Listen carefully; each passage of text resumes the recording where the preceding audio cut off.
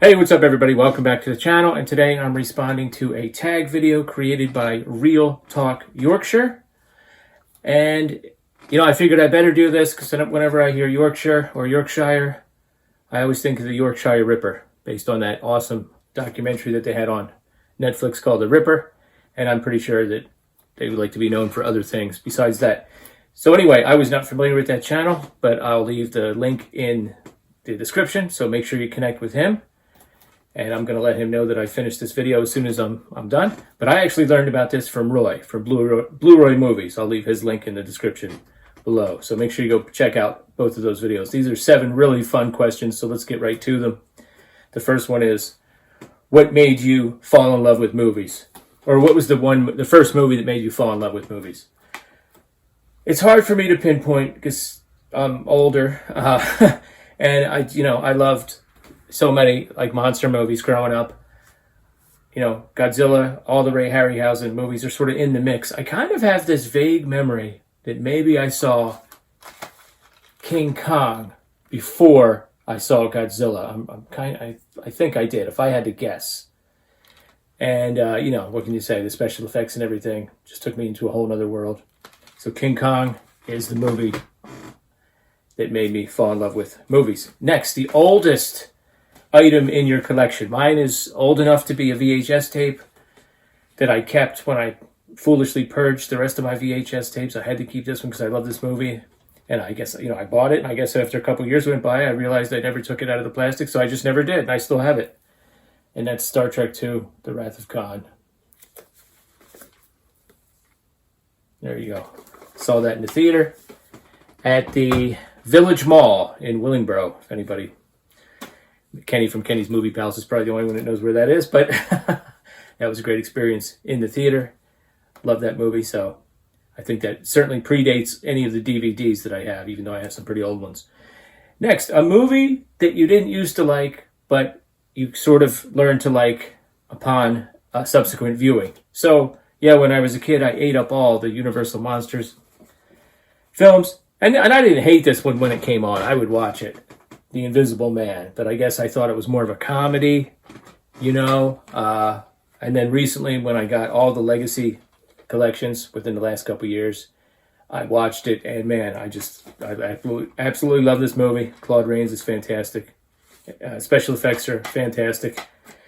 A couple of the comedy bits with the landlady, are perhaps a little dated, but overall, it's just such a solid film. So that's one I really learned to love, The Invisible Man. Next, what is a lesser-known movie that has a great soundtrack? Well, this soundtrack is really interesting. It's created by Richard Einhorn, and he created it using 2 keyboards in the early 70s. One of them could only play 1 note at a time, so it was kind of painstaking for him to assemble this soundtrack to the movie Shockwaves. It's the perfect soundtrack for an underwater Nazi zombie movie. And even if you haven't heard of this film, or you haven't seen it, or you've seen it and you think it's a little quaint, which I understand. I have a lot of nostalgia for it myself because I grew up watching it on TV. But check out some snippets of the soundtrack on YouTube. It's really kind of groundbreaking in a way. I mean, there weren't that many sort of electronic soundtracks, and it fits the movie so well. So the soundtrack to Shockwaves is awesome. Next, what is a remake that you think is superior to the original?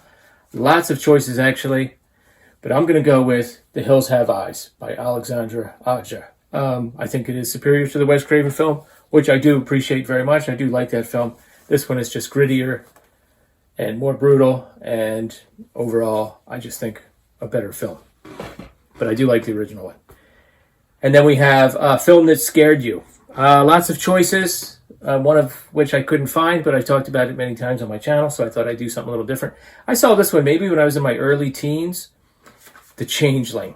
Okay, well-regarded film starring George C. Scott. I mean, the opening scene, he goes through a personal tragedy that you get to see right in front of your eyes, and he sees it too, and your heart breaks for the guy. That really hit me when I was younger. I was like, man, that's rough stuff. And then, of course, he moves into a house that's haunted, and it's a very much of an atmospheric, creepy, slow burn. The movie that made you terrified of a little red ball bouncing down the steps. So, The Changeling. And then what is a movie that makes you hungry? Well, I've got kind of a different choice here. It's not going to be Texas Chainsaw Massacre. That looks pretty good, though, I have to be honest with you. I could use a hamburger. It's not going to be Main Street Meats. It's not going to be that one. It's definitely not going to be Cruel Restaurant. Okay? Don't look it up. Just do yourself, don't look it up. You don't want to know. Don't look it up. Anyway, so my pick is actually going to be something that might be a little surprising because it's not about food or eating at all. It's about running, Chariots of Fire. But there is a scene towards the beginning of the film where the characters do go to college and they go to the freshman dinner. And that's actually, if you look inside, that's what it's actually called in the chapter stop, the freshman dinner. So, of course, they have to wear a suit and tie. There's, some kind of speech by the college chancellor. It's a very formal affair. And one of the students actually writes home to his parents and describes the dinner as a sumptuous affair. I mean, it's the kind of thing that's just not done anymore. So I just thought it would be kind of cool to go back in time and to see what they had to eat there and to experience that. There you go, guys. There are my answers to the 7 questions from Real Talk Yorkshire. So make sure you go check out his channel and let me know what you think in the comments below. Thanks a lot. Later.